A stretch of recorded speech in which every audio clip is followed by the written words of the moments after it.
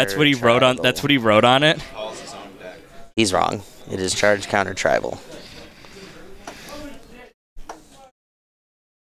2 lands, or 3 lands, a cornucopia, surge node, core tapper. He's doing a lot, but he's not. A lot of mana. Yeah, he's not doing anything with his mana yet. He needs a Temple Bell. He needs a Temple Bell.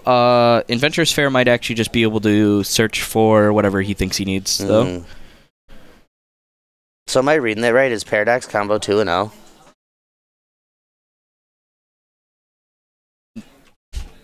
Really hoping. That's a good question. Yeah. Elves of Deep Shadow.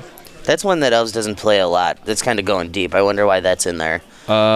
He could just be like really green-black, as opposed to some versions that are like touching black just for Shaman of the Pack. Maybe you got some like Abrupt Decays, Thought Seizes out of the board, something like that.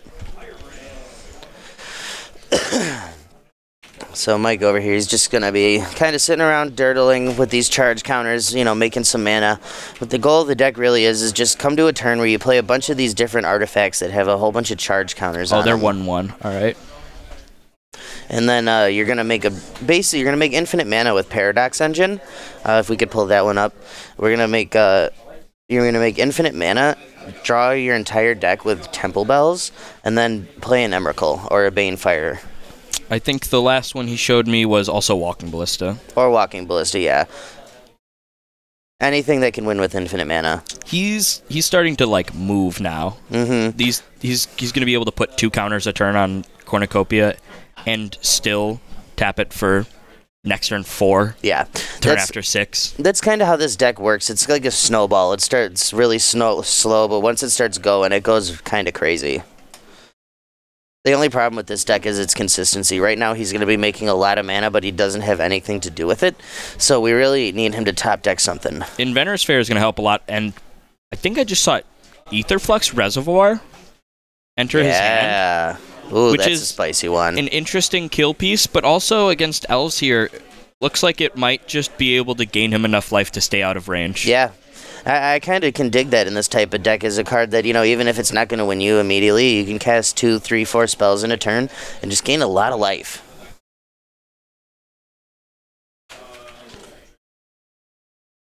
So we're going to see how he chooses to proceed here. I would imagine he's just going to try and play this Everflowing Chalice that's in his hand for a bunch of counters. That would be my guess. Just continue to develop his mana. I could also see... Or the Aetherflux, yeah. Yeah, I could see those or activate Inventor's Fair as possibilities. Now he's going to play Chalice for 0, and that's going to gain him, I believe, 2 life now. That's the second spell he's played this turn.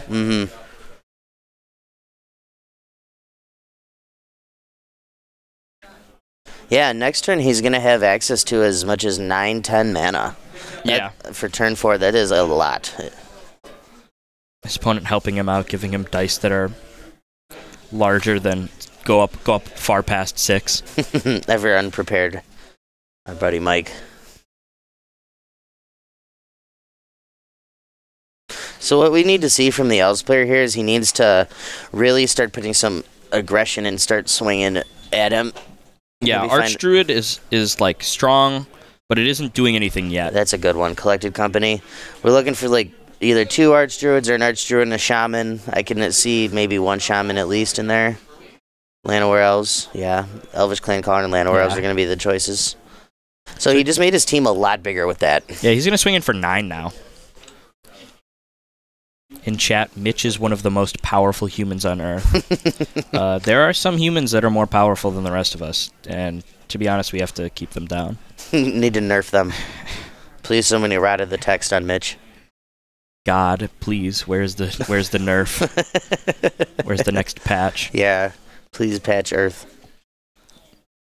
Swinging for 9 damage on turn 3 is just still insane. And that's really what this Elf deck wants to do. It just wants to put a lot of power and toughness into play, you know, swing it, and then finish the game with a Shaman of the Pack. Yeah. What is he going to play here? Scavenging Ooze. Not at its best in this matchup. No. It looks on the surface like maybe it has some utility, not knowing what Michael is doing, Kyle might think, I can probably eat some sort of combo out of the graveyard. I see an Academy Ruins there. Right. And it's also just a 2-mana 2/2 here. If you have no other plays, just add to your clock. He's by far presenting lethal right now, so Michael has to do something this turn. And there is a Paradox Engine in his hand. Yeah, he just drew Paradox Engine, so he's going to go off now. No, the thing is, he doesn't have a Temple Bell. So he has Inventor's Fair, though. So he's going to search for it. That's true. Hopefully he has enough mana. So he has 5 there for the Paradox Engine. Oh, does he have another spell in hand? He might have tapped in a way that is prohibitive to him. That's a core tapper. So he will be able to survive this turn. Because that core tapper can block and sack. Yeah. But wait, there's more.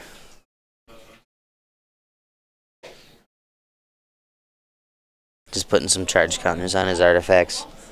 That's what I was talking about earlier. That's kind of what this deck does for the first 3-4 turns of the game, is just dirtle around, put charge counters on its artifacts, getting ready for that real big combo turn.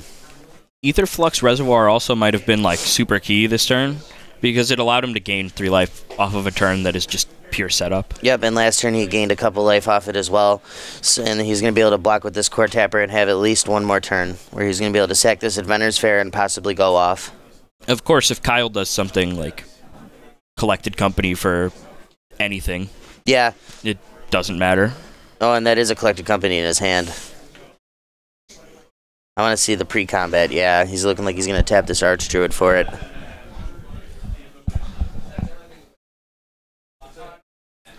And he still has a lot of live hits in his deck. His last Collected Company wasn't very good, so his next one, statistically should be quite a bit better. Yeah. Probably find a Shaman and a Lord, or 2 Shamans, 2 Lords. Any of the combination of that will just be enough to put this game. He might only need 1. Yeah. If he just hits 1 relevant creature. Yeah, even 1 Shaman here is representing 7 damage. Yeah. So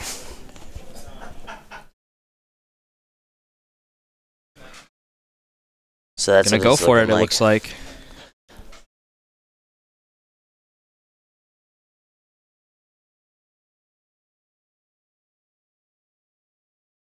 I see multiple Archdruids. Yeah, he's going to grab an Archdruid and a Dwynen's Elite, it looks like. Yeah. Elves is another deck in this format that I have quite a bit of experience with, one of the few. This game, I'm pretty sure, is just over. That looks like a lot more than lethal. Yeah, by far. Each one of those Elves is getting +3/+3. So let's see, he's going to block 1 for a 12...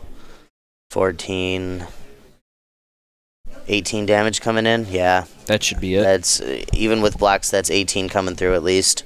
And that should be game 1 here going to Kyle. Yep, and Mike's going to pick up his cards. Jacob is boss in chat, making an interesting claim again. Kyle is a savage. I agree. Now we get to sideboard. Assassin's Trophy in his board. Stain the Mind in his board. Okay, so I see now why maybe Elves of Deep Shadow.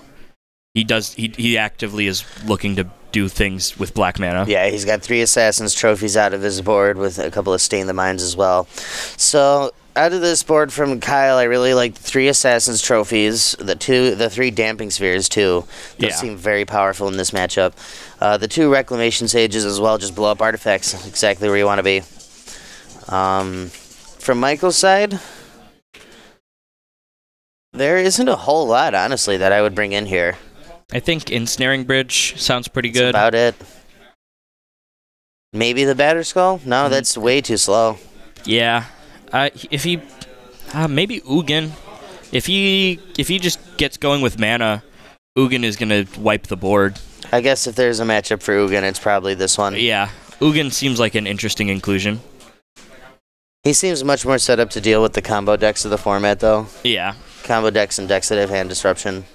Eon Hub's an interesting one. Can we have our spotter there pull her up? That's what I was talking to him about this choice earlier. He said he would put it in there specifically for 8-rack. I'm not sure what other decks care about having an upkeep as much as 8-rack, so... He said that is a match that he cannot win if this card is not in play. That seems fair. Yeah. Real interesting card. Never before seen in the modern format. No, I don't know why you would.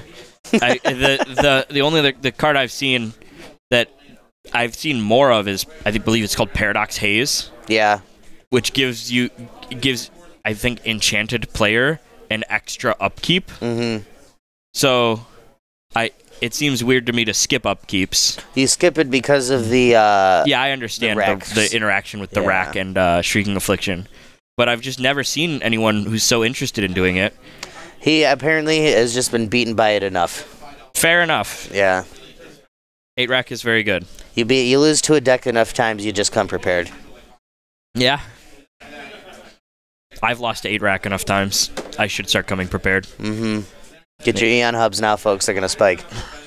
Hey, Mr. Spotter, we do not have chat anymore, my friend. I miss them. I miss them, too. Fake card. You're not wrong. The card isn't actually real. He kind of just made it.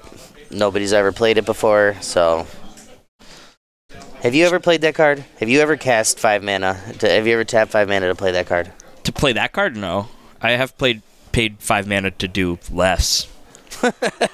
But you thought players skip their upkeeps is like do nothing, but there are 5 mana cards that do even less. Have you ever seen Mirror Gallery?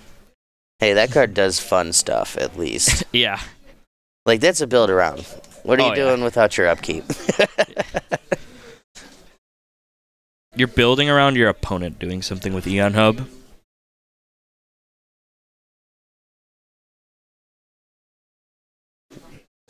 So just resolving some mulligans here. Mike's hand looks pretty good there. He's got a Tezzer's Gambit. Probably got too many lands, though. I saw at least 3, maybe 4. Can't keep that. Kyle's going to keep. Elves, a deck with such a high density of cards that do the exact same thing. The deck does not mulligan often. No. Literally all they do is either tap for mana or make your other stuff bigger. Yeah. That's it. That's all the elves do. Except Shaman. Yeah, and that's Fireball Elf. Yeah. On the other hand, Mike's deck here is a deck that's looking for a very specific set of cards in his opener.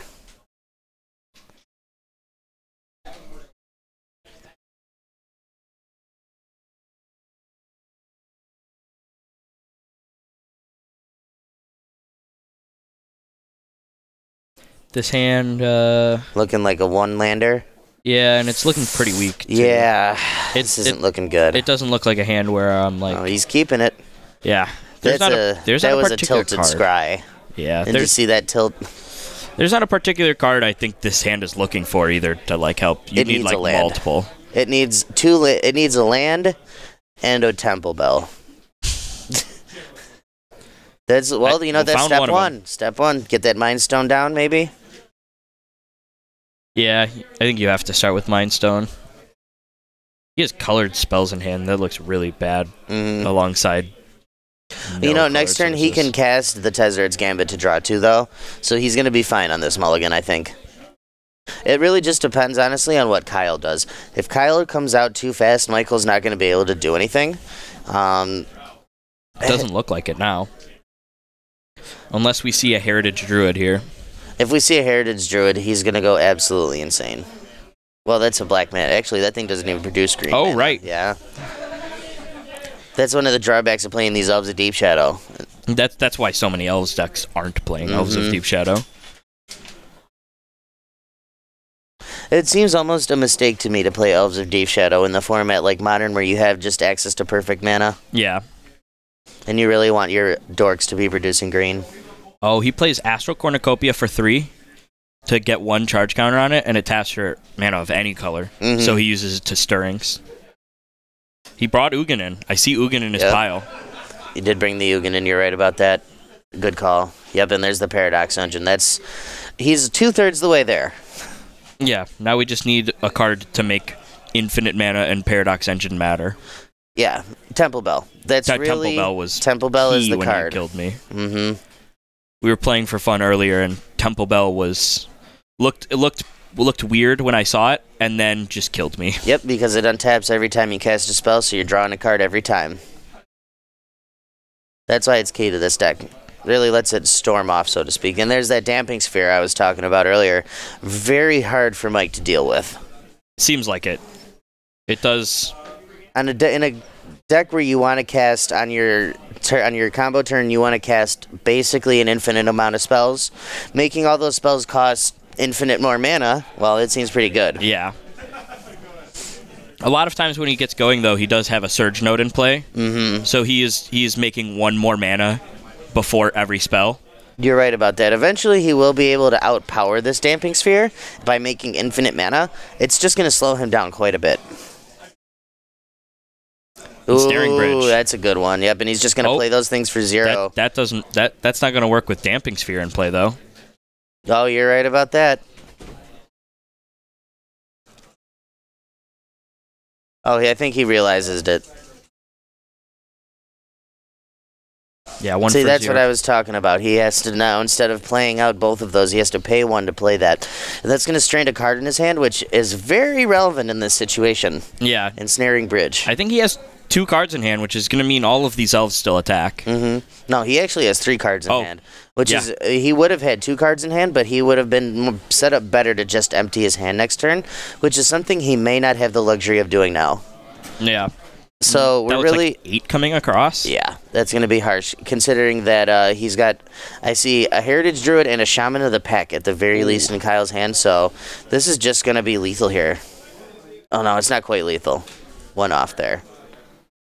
Azuri. Yep. He's actually set up here next turn to play that Shaman of the Pack and just win. Nope. Oh, we'll see. Gaining some life. Of course, Inventor's Fair gains 1 life every upkeep if you control an artifact. The classic. So Mike really, really has to empty his hand here. And even if he does that, I don't think it's going to be enough. Because that Shaman of the Pack is just lethal that's sitting there. Kyle will be able to play it. Yeah, exactly, Refute. He'll be able to play another elf and hit him for 7. Actually, is Damping Sphere symmetrical? Because then he's short 1 mana.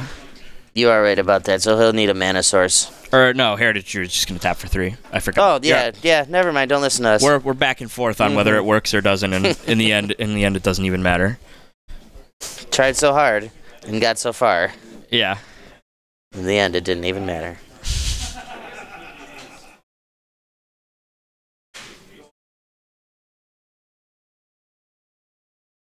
And see, Mike's still sitting there with 2 cards in his hand. That Damping Sphere really just preventing him from being able to function here.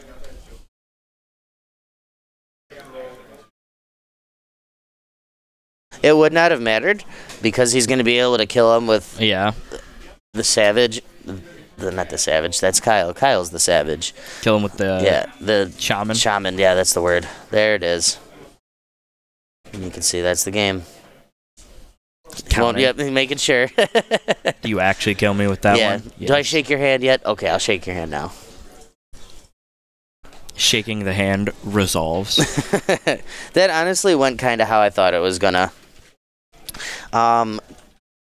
Mike's deck likes to prey upon the more mid-rangey decks in the format, the decks that go just one, maybe 2 turns slower, so he has more time to set up. Kyle is just too fast. Had a little bit of not even interaction. He just was very fast. Yeah, the interaction in this deck is honestly minimal. Yeah, the only interaction you're trying to do is win. And sometimes winning the game is the best way to interact with your opponent. I'll be right back, folks. I'm going to go see if we can't get another match on camera here. That was a very quick one. 30 minutes left in the round. Yeah, interesting. Exactly. Whew. Didn't have a sideboard guide against humans. Right down against humans. It's in the. Should have been on the very back page. Was the Dredge one missing also? No, the page ripped out. Okay, well. Yeah, I figured, but I just got rolled. Yeah, that matchup's kind of weird. I board out Blood Moons and yeah. How would you guys deal with speed? The easiest way to deal with a salty opponent is to treat them with the same amount of respect and integrity you would have given them either way, unless they're like doing something that is actually like threatening to you. Because if you acknowledge it or treat them any differently, sometimes it comes off as condescending, which just makes them angrier, and sometimes it looks like you're trying to act like you're better than them, and that will also make them angrier. The easiest thing you can do is treat them the same way you were going to anyways, and hope that they don't care. You just walk away afterwards.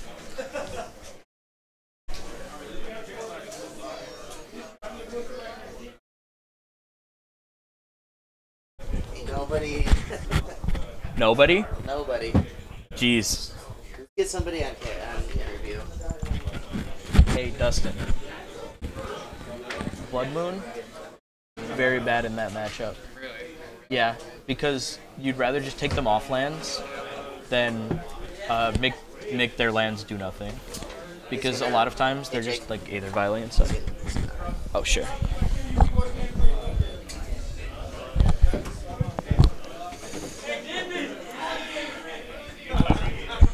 I guess that's what happens, right? Elves. Yeah. How do you feel about Elves in the current meta? I think they are a very linear, aggressive deck that wins quickly and is hard to interact with most decks. So That's like where you want to be. exactly, like Modern's a very quick format, and I just want to kill my opponent very quickly and not try to play around with a lot of interaction. How did you feel in that matchup? I felt like I was constantly on the precipice of losing, and then my That's fair. opponent never drew the cards they needed to just close out the game. That's fair. Yeah.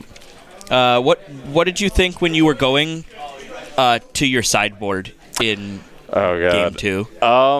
I have a lot of sideboard cards for combo matchups, and I feel like all of them were the worst possible cards I could have packed for that exact matchup. I had Assassin's Trophy, Damping Sphere, and Stain the Mind, which I honestly didn't even know existed until I started looking up lists for Elves decks. Yeah. Damping Sphere ended up winning me game 2, just slowing my opponent down enough for me to swing in and kill him. And outside of that, Assassin's Trophy would have been alright there, not huge, and Stain the Mind, I'm just so happy I didn't draw. Did you attempt to bring in Reclamation Sage at all? I didn't. I felt like it just didn't do enough in the matchup. That's fair. Killing one of their artifacts, like, if I get lucky, I get to pay 3 mana, get a 2/2, and destroy their Paradox Engine. And I'm like, that's not where I want to be. Yeah. Much rather be killing them for 3 mana. Exactly. Like 3 mana, I get Elvish Archdruid, I get Ezri. I feel like that's a much better way to get to where I'm winning the game. Sure. How do you feel going into round 4 coming up? Round 4, I feel like I did round 1. If I run into a deck that is more linear and can kill me faster than I can kill them, I hate it. Otherwise, I think I'm in a good spot. Well, congrats on your win in Thank the past you. round. Yeah. Good luck in your next round. All right, thanks, man.